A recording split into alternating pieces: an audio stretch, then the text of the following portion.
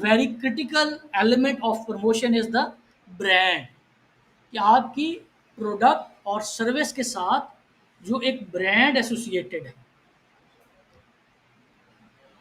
तो ब्रांड का जो इम्पैक्ट होता है for promotion, that is quite significant. तो आज के सेशन में, बल्कि रादर इस सेशन में, we will try to see के how we craft the brand positioning, कि ब्रांड की पोजिशनिंग हम कैसे क्राफ्ट करते हैं।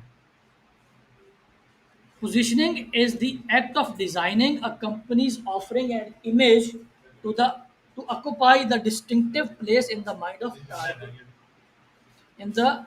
of target consumer.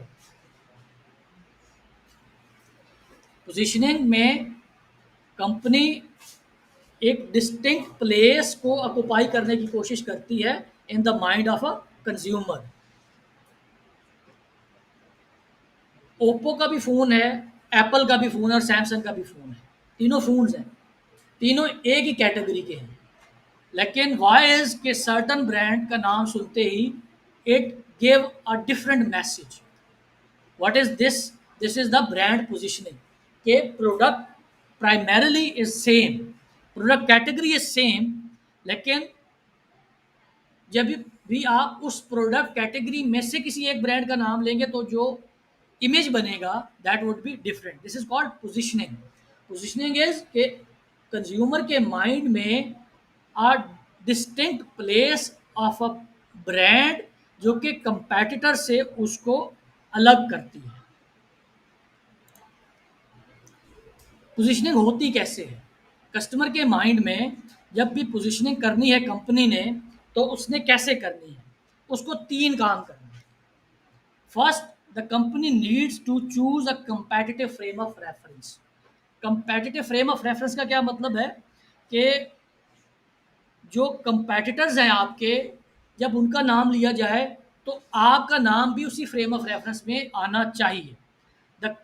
The competitive frame of reference defines which other brands or a brand competes with and which should thus be focus of a competitive analysis। कि जब भी आपकी प्रोडक्ट और सर्विस को एसोसिएट किया जाए किसी भी प्रोडक्ट कैटेगरी के साथ, तो उस प्रोडक्ट कैटेगरी में जितने भी दूसरे ब्रांड्स हैं उनका नाम सुनते ही आपके ब्रांड का नाम भी आना चाहिए। तो this is the minimum criteria कि आपका कंपैटिटिव फ्रेम ऑफ रेफरेंस उस प्रोडक्ट कैटेगरी में एग्जिस्ट करना चाहिए। Once you have the competitive frame of reference, अगला काम आपको ये करना होगा, you have to identify the potential point of difference and points of parity. इसके ऊपर हमने लास्ट क्लास में जस्ट जाते हुए बात की थी कि पॉइंट ऑफ डिफरेंस और पॉइंट ऑफ पैरिटी क्या होता है। Parity is similarity. Point of parity का मतलब है कि आपका ब्रांड और दूसरा ब्रांड कुछ क्राइटेरियाज के ऊपर सिमिलर होना चाहिए, और पॉइंट ऑफ डिफरेंस क्या है कि कुछ ऐसे क्राइटेरियाज और ऐसे फैक्टर्स भी होने चाहिए जिनमें आपका ब्रांड कंपैटिटर से डिफरेंट हो।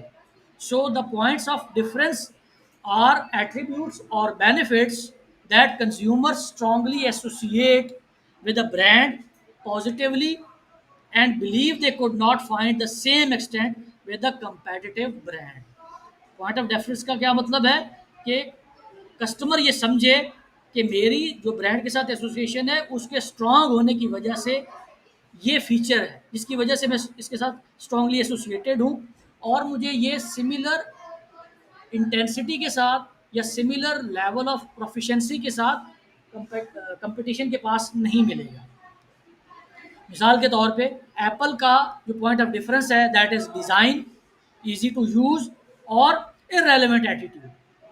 इररेलेवेंट एटीट्यूड होता है when you talk about the Apple. Irrelevant attitude का क्या मतलब है कि नॉर्मली द आईफोन यूजर्स, उनको मसला ही रहता है कि हमारा कंपैटिबल नहीं होता एंड्रॉयड के साथ या विंडोज़ के साथ या मुख्तलिफ जगहों पे इनका इंटरनेट नहीं चलता। तो कंपैटिबिलिटी का आईफोन के यूज़र के साथ बहुत मसला होता है, लेकिन इसके बावजूद दे प्रेफर कि उन्होंने आईफोन इस्तेमाल करना है। तो मतलब क्या हुआ कि पॉइंट ऑफ डिफरेंस इज कि वो रेलिवेंट ही नहीं समझते बाकी चीज़ों को, वो कहते हैं बस आईफोन इज़ इनफ। इसी तरह नाइकी की performance, innovation, technology and winning. तो these are the point of difference जिसकी वजह से आपका प्रोडक्ट, आपका ब्रांड, आपकी service is different in the mind of consumer due to association from the competition. Then there is a point of parity. Parity का क्या मतलब है कि सिमिलर है, ऐसी एसोसिएशंस जो कि कंपटीशन और आपका ब्रांड शेयर करता है, सिमिलर है। तीन तरह की पॉइंट ऑफ पैरिटी होनी चाहिए आपकी प्रोडक्ट ब्रांड के अंदर। That is category point of parity, कि आप जिस कैटेगरी के अंदर ऑपरेट करते हैं, आपके ब्रांड को उस कैटेगरी के अंदर रिकॉल किया जाना चाहिए। जब उस कैटेगरी की बात है तो उसको रिकॉल किया जाना चाहिए। जैसे अभी हम बात कर रहे थे कि टिश्यू पेपर की बात हमने जब की, तो we could not recall many brands, ज़्यादा ब्रांड्स को हम रिकॉल नहीं कर पाए जब हमने पॉइंट ऑफ पैरिटी की बात की कि टिश्यू पेपर में कितने ब्रांड्स हैं जो कि compete करते हैं। Then there are correlational point of parity. Correlational are potentially negative associations that may arise from existence of positive association from the brand। कि अगर आपके ब्रांड के साथ कोई नेगेटिव एसोसिएशन भी एसोसिएटेड हो जाती है तो उसमें भी रिकॉल ज़रूर होना चाहिए। Then there is competitive point of parity, के आपके जो कंपटीशन में प्रोडक्ट और सर्विसेज हैं उनके साथ आपकी ब्रांड प्रोडक्ट को कंपैटिटिवली रिकॉल होना चाहिए।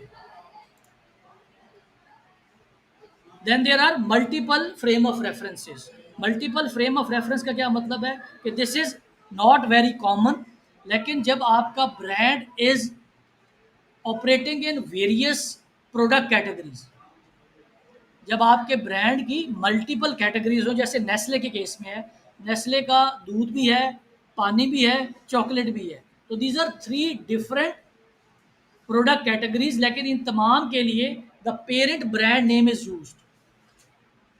तो अगर आपकी कंपनी की जो एग्जिस्टेंस है वो मल्टीपल प्रोडक्ट कैटेगरीज में है तो आपके पास मल्टीपल फ्रेम ऑफ रेफरेंस भी होना चाहिए कि आपके ब्रांड को तमाम उन कैटेगरीज के अंदर जब भी रिकॉल किया जाए तो आपके ब्रांड का नाम कस्टमर के माइंड में आ जाना चाहिए। भाई जाओ पानी पी के आओ।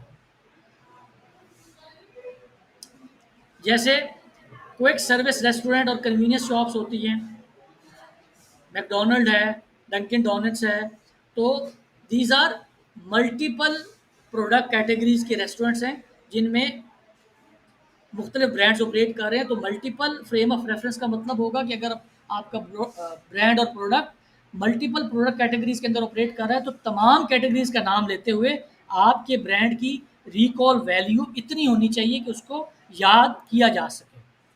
देन जब आप पोजीशनिंग करने लगते हैं तो वन ऑप्शन कोड भी कि यू स्टैडल द पोजीशन। स्टैडल का क्या मतलब होता है कि कुछ ऐसी चीज़ें होती हैं जो कि एक कैटेगरी के लिए मिनिमम थ्रेशोल्ड है, लेकिन दूसरी प्रोडक्ट कैटेगरी के लिए शायद वो मिनिमम थ्रेशोल्ड नहीं होता।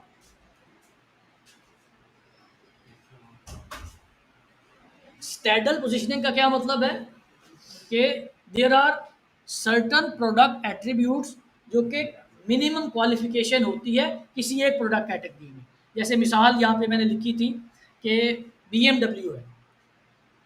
अब BMW में what is the multiple point of reference? Performance plus luxury. When you talk about Corolla तो आप शायद परफॉर्मेंस की बात तो करते हैं लेकिन लग्जरी की बात नहीं करते। मर्सिडीज़ की बात करते हैं, इनकी जो पुराने मॉडल्स हैं वहाँ परफॉर्मेंस की बात तो करते हैं लेकिन लग्जरी की बात नहीं करते। तो स्टैडल पोजीशनिंग का मतलब ये होगा कि अगर आपकी प्रोडक्ट इस तरह की है कि जिसमें प्रोडक्ट की जो टाइप है वो इस तरह की है कि बहुत सारी ऐसी कंपीटिंग प्रोडक्ट्स हैं जिनके लिए एक मिनिमम थ्रेशोल्ड है, आपको उस पर पहले क्वालिफाई करना है। Then you have to choose कि आपका अलग से पोजीशनिंग क्या होगी। For BMW they have to first meet the criteria of performance, कि परफॉर्मेंस होगी तभी लग्जरी वाला जो ब्रांड एसोसिएशन है वो बन पाएगी। And how do you create differentiation? Means क्या क्या होते हैं, तरीके क्या क्या हो सकते हैं? It should be desirable, it should be deliverable and it should be differentiatable. ये 3 Ds हैं जिनसे कोई भी कंपनी अपने ब्रांड की जो डिफरेंशिएशन है उसको डिफाइन करती है। डिज़ायरेबल का क्या मतलब है कि customer should desire for that attribute, और डिलीवरेबल का क्या मतलब है कि कंपनी उस प्रोडक्ट एट्रीब्यूट को डिलीवर भी कर सके। एंड डिफरेंशिएटेबल का क्या मतलब है कि जब भी कंपीटिंग ब्रांड्स को इस क्राइटेरिया के ऊपर इवेल्युएट किया जा रहा हो तो आपकी प्रोडक्ट कैटेगरी को डिफरेंशिएट किया जा सके ऑन द बेसिस ऑफ कि आपके जो मीन्स ऑफ डिफरेंशिएशन है वो कौन कौन से हैं। For creating strong brands, there is a brand mantra which is used. Brand mantra क्या होता है? It is a 3 to 5 word articulation of the heart and soul of the brand. Nike's brand mantra is, आपने कभी देखा होगा, authentic athletic performance is visible and reinforced।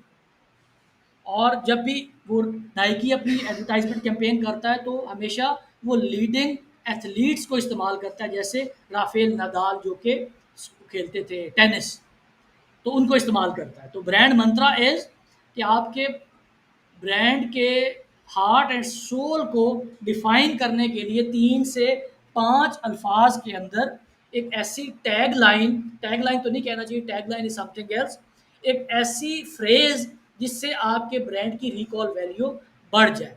जैसे Nike का है ऑथेंटिक एथलेटिक परफॉर्मेंस, तो जहाँ पे भी ये लिखा होगा तो जो ब्रांड को एसोसिएट करते हैं अपने साथ दे को रिकॉल कि this is the brand mantra of Nike. Brand mantra का रोल क्या होता है? What is the role of brand mantra? Brand mantras must economically communicate what the brand is and what is not. आपका brand क्या है और क्या नहीं है, ये दोनों चीज़ें ब्रांड मंत्रा के थ्रू कम्युनिकेट होनी चाहिए। जैसे मैकडोनल्ड का क्या है? Food, folks and fun. Then Disney का क्या है? Fun, family and entertainment. So these are 3 to 5 letters जो कि आपके ब्रांड की एसेंस, ब्रांड का हार्ट एंड ब्रांड का सोल डिफाइन करते हैं। उसको आपने डिज़ाइन कैसे करना है? How to design your brand mantra? Unlike the brand slogans which are meant to engage, brand mantra are designed for the internal processing or internal purpose in the mind। Brand slogan और होता है, brand का जो slogan है जिसको punch line कहा जाता है उसका मकसद होता है कि आपने कंज्यूमर को इंगेज करना है, while brand mantra is in the mind of the consumer, जिससे ब्रांड की एसोसिएशन बनती है। जैसे नाइकी का हमने बात की कि नाइकी का brand mantra is authentic athletic performance, जबकि उसका स्लोगन क्या है? Just do it. तो just do it is used for marketing communication, और जो ब्रांड मंत्रा है authentic athletic performance that is used for internal customer, कि कस्टमर के माइंड के अंदर heart and soul of the brand is associated with this 3 to 5 letter word, जिससे consumer link करता है अपने आप को विद द ब्रांड। क्राइटेरिया क्या हो सकता है? व्हाट इज द क्राइटेरिया कि आप अपने ब्रांड मंत्रा को डिफाइन कैसे करें? इट शुड कम्युनिकेट कि आपकी ब्रांड और प्रोडक्ट की कैटेगरी इसके अंदर आप ऑपरेट करते हैं। The brand mantra should communicate a clear message, then it should simplify. आपका मैसेज शुड भी आसानी से सिंप्लीफाइड इजी वर्ड्स के अंदर, it should be short, crisp and vivid in meaning, वाजे होना चाहिए। विविड का क्या मतलब होता है? वाजे। And then it should inspire, के ब्रांड मंत्रा से लोग इंस्पायर होके आपके ब्रांड के साथ अपनी एसोसिएशन को पर्सनल मीनिंग दे सकें और अपने आप को रेलेवेंट समझ सकें। दिस इज द फ्रेमवर्क जिसको इस्तेमाल किया जाता है फॉर ब्रांड पोजिशनिंग। इसके हार्ट के अंदर इज द ब्रांड मंत्रा। जब भी आपने ब्रांड की पोजिशनिंग करनी है तो इसके हार्ट के अंदर आपका ब्रांड मंत्रा होगा, that should be engulf by the points of parity. Then उसके बाद रीज़न टू बिलीव, RTB एक होता है। RTB किसी भी कम्युनिकेशन मैसेज के लिए RTB is very critical. RTB का मतलब होता है रीज़न टू बिलीव। कस्टमर आपके कम्युनिकेशन मैसेज के ऊपर क्यों बिलीव करे, आपकी बात को क्यों माने। और इसके ऊपर बाहर होता है वैल्यूज़, पर्सनैलिटी और करेक्टर्स। जैसे मैकडोनल्ड इस्तेमाल करता है कि अपनी ब्रांड की एसोसिएशन को बढ़ाने के लिए they either use a symbol of M और अ करेक्टर जो कि उनके ब्रांड को डिपिक्ट करता है। और इस brand mantra, point of parity, reason to believe और वैल्यूज़ के ऊपर जो चीज़ें इम्पैक्ट करती हैं, दोज आर कि आपका कंज्यूमर टारगेट कौन सा है और उससे आपने क्या क्या इंसाइट हासिल कर रखी है। देन आपकी जो कंज्यूमर की नीड की क्या स्टेट है और कंपेटिटिव प्रोडक्ट का सेट कैसा है, कौन कौन से ऐसे कंपेटिटिव ब्रांड्स हैं जो कि आपकी सेम कैटेगरी के अंदर ऑपरेट कर रहे हैं। और this would leads towards a consumer take away कि इन तमाम मार्केटिंग के एफर्ट्स का, ब्रांड मंत्रा का, पॉइंट ऑफ पैरिटी का, रीज़न टू बिलीव का और जो वैल्यूज़, पर्सनैलिटी और करेक्टर्स आपने बिल्ड कर रखे हैं फॉर योर ब्रांड, इनसे कस्टमर क्या चीज़ें ड्रॉ करता है। So this overall picture in a holistic way establish the brand positioning. Brand positioning is something जो कि in the mind of consumer है, not जो कि कंपनी चाहती है। कंपनी तो हमेशा चाहेगी कि हमारे ब्रांड की पोजीशनिंग पॉजिटिव हो, लेकिन ब्रांड पोजीशनिंग इज समथिंग जो कि in the mind of consumer है and occupy a distinctive place in the mind of consumer as comparison with the competing brands, जो कि कंपनी की डिफरेंशिएशन और ब्रांड एसोसिएशन को हाईलाइट करती है। Establishing a brand positioning, how can we establish the brand positioning? You have to communicate the category membership. गौर से देखा करें जितनी भी एडवर्टाइजमेंट कैंपेन बनती हैं, दे नॉर्मली फोकस के जिस प्रोडक्ट कैटेगरी के अंदर वो ऑपरेट कर रही हैं उसको भी ज़रूर रीइंफोर्स वो करें कि प्रोडक्ट कौन सी है। तो प्रोडक्ट कैटेगरी की reinforcement is essential for brand positioning. और 3 मेजर ऐसे तरीके हैं जिनसे ब्रांड कैटेगरी की मेंबरशिप को कम्युनिकेट किया जा सकता है कि you should announce the category benefits कि जिस प्रोडक्ट और कैटेगरी की हम मार्केटिंग कर रहे हैं उसके बेनिफिट्स क्या क्या हैं। Then you compare the examples कि इस ब्रांड और प्रोडक्ट कैटेगरी में सबसे अच्छा ब्रांड कौन सा है और you have to rely on the product descriptors कि आपकी प्रोडक्ट और सर्विस और ब्रांड को आइडेंटिफाई करने के लिए, इवैल्यूएट करने के लिए और उसको हाईलाइट करने के लिए कौन कौन से डिस्क्रिप्टर्स हैं जो कि ट्रांसलेट करते हैं आपके बेनिफिट ऑफ द प्रोडक्ट को इन the mind of consumer. There could be an alternate approach for the positioning that is called narrative branding or a storytelling. Normally जब आप ऑर्गेनाइजेशंस में जाएंगे तो आपको हर ऑर्गेनाइजेशन में कुछ कहानियाँ मिलेंगी, इस ऑर्गेनाइजेशन में ये हुआ था। तो उन स्टोरीज़ की बुनियाद के ऊपर भी कंपनीज अपनी ब्रांडिंग करती हैं, कंपनी अपने ब्रांड्स को प्रमोट करती हैं ताकि कस्टमर के माइंड के अंदर जो पोजीशनिंग ऑफ द ब्रांड है उसको एम्पलीफाई किया जा सके और उसको लॉन्ग लास्टिंग बनाया जा